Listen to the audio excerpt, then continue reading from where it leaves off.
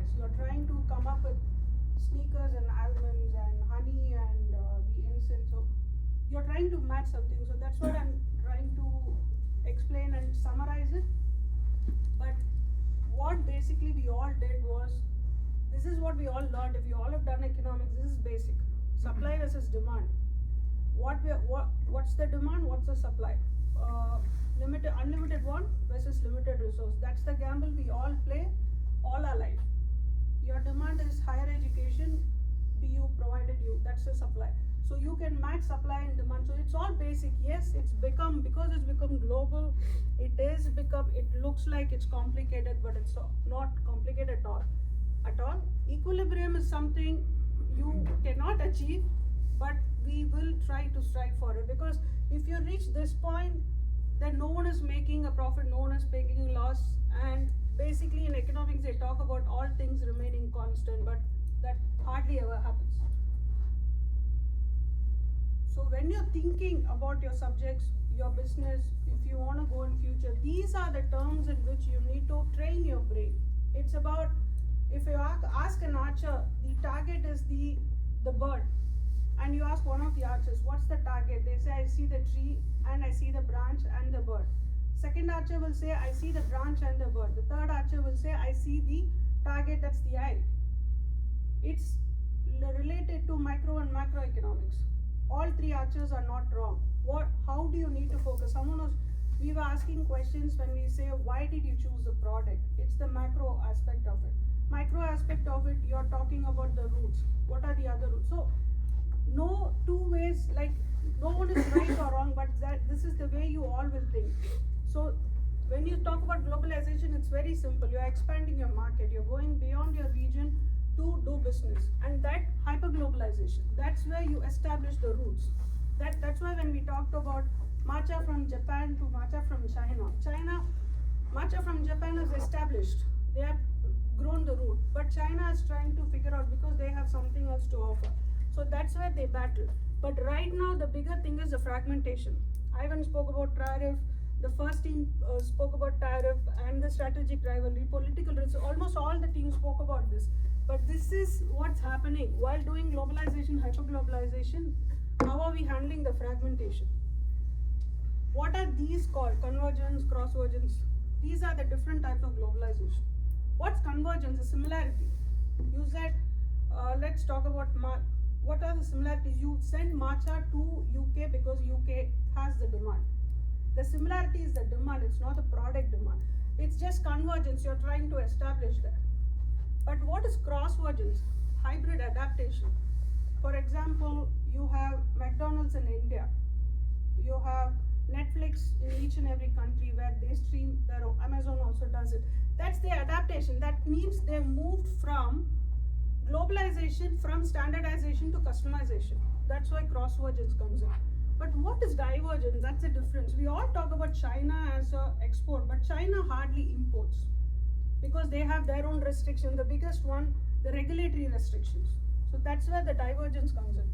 Then comes deglobalization. Deglobalization does not mean that you completely stop everything, but you put a break and you step back and see whether you're doing it right. What more is there? Is this the best route? Like how we reroute, right? What are the other routes to find? That's it.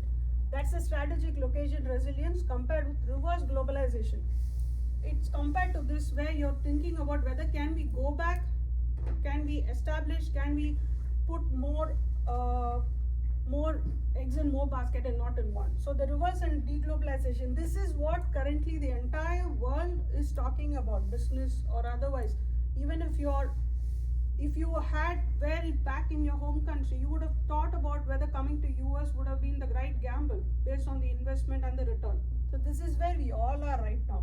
So that's what I'm talking about. So the reverse globalization, like US. Okay, this is the same thing. I'm just going to rush it. I just wanted to talk about this.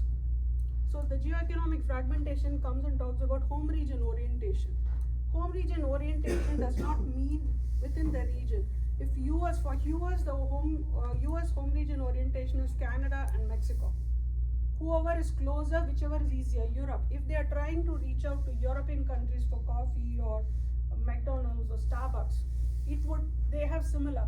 but they remain close to the familiarity. They don't move across. So that's why the interesting part was Kazakhstan to UAE. They are moving across the home region orientation. So they are exploring Thailand and Japan. I don't know whether they do a lot of business, but that was an interesting one. What was the other one? China? US. UK and China. That's common, but I think the most interesting was Kazakhstan and UAE was very, both of them are leaving their comfort zone and they're exploring a new market. So that's what the home region. So what home region orientation also talks about is no company is truly global. Every company stays with the familiarity as such. Professor, I'll send you the slides. presentation. I'm just getting pictures of you. Oh, okay. So the connector economies, along with this, is we were talking about starting the organization in Singapore because better connectivity, better regulations, same way as UAE as well. So connector economies, let me tell you from US's point of view, since COVID, especially with the if you've done supply chain, you would have heard about the semiconductor shortage during the COVID period. Since then, US started moving to connector economies, that is economies which are closer to their regulations, they're politically stable. So they moved to Mexico, Brazil, India and Vietnam. So basically when we were talking about routes, you all were talking about routes for that particular shipment, but this connector economy, this gained prominence post-COVID, where you need to have separate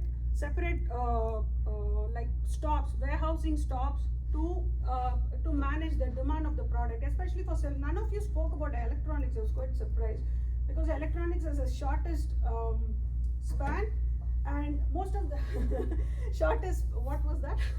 I told them not to vote. Electronics is very complicated. I wanted to do electronics. They did. Several groups proposed Then electronics. okay, fine. I was quite surprised. I thought at least one of them would have done it. No, we told them to keep it simple. What happened to this? Yeah, no, what was I saying? So semiconductor, if maximum products, the shelf cycle for semiconductors maximum 6 months, which is even stretching it a lot. Actually, sometimes it's only 1 or 2 months. But that COVID period saw the biggest shortage of semiconductors. So that's when the connector economies gain prominence. You can look at your own countries and see if they are reaching out to countries across the globe. Where are they trying to reach out? The products, even within the products which you have chosen.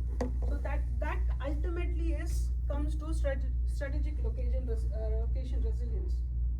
This is again the same example as Apple with China. It's not just Apple, it's all other products. Mexico, because of the new treaty, Mexico, India, Vietnam, again the semiconductor. So it's the same thing. Sorry.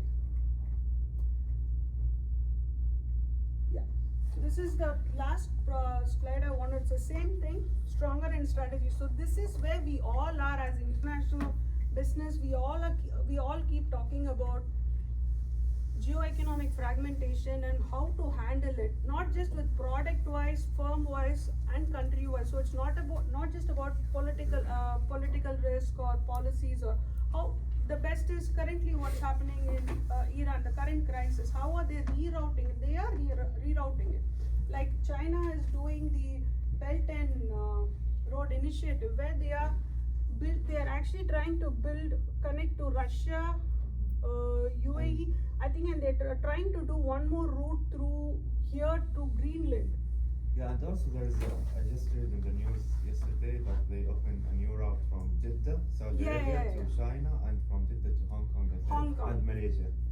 And what they are doing while doing the Belt and Road Initiative is they are also investing funds for the countries in which, like Middle Eastern countries or any of the countries, they are just investing funds to grow their economy as well. So which maybe on a later stage we can talk about the progress in it. Which one? Like the strategic locations. So why it is important that you have to understand the country level, not just only you guys propose like a good perspective of the project across border business, but you have to consider out of the country profiles where you should locate your sources. That's why it's come with the strategic location from the country level, from you guys have presented with the industrial level, your plan, everything. But the country level is going to have big impact because of the geopolitical perspective. And then you have to make example your decisions on the strategic location resilient, where locations that can avoid off those routes. And mainly when we're talking about globalization or export, it's not just from the developed economy to emerging markets, but it's also the other way. Developed economy are looking for new markets for their products, but developing economies look for developed economy products to catch up on technology and innovation. Strategic seeking. You have Toshiba, IBM, you have Tata with Rolls-Royce and one more company I forgot. But you can also look at how they do it. So globalization does not mean only from the developed to emerging, though that's how we've been trained to understand, but it's not the same. It's also reverse. Why they do reverse, how they catch up with the rest of the world also is a very interesting view which you can focus on. I think that's it. I just wanted to say, just train the way you think about it. Wherever you go, just don't keep learning because it's an ever evolving subject. It's a very interesting time for us. I know it's a very turmoil time for the rest of the world, but as researchers, it's very interesting to understand what are the routes, what are the ways to find out. So I would encourage you, I know all of you would, because doing a professional course, all of you would like to go for, jobs where, mostly individual oriented jobs, but never lose your focus on this because it keeps changing, it keeps evolving, and train your mind to think globally. That's the best I can say. Thank you. Ivan and Janani have been coming to speak now. I think this is the second time? Second time. And I would invite you to reach out to Janani or Ivan on LinkedIn or anything like that, especially if you want to go into research and teaching.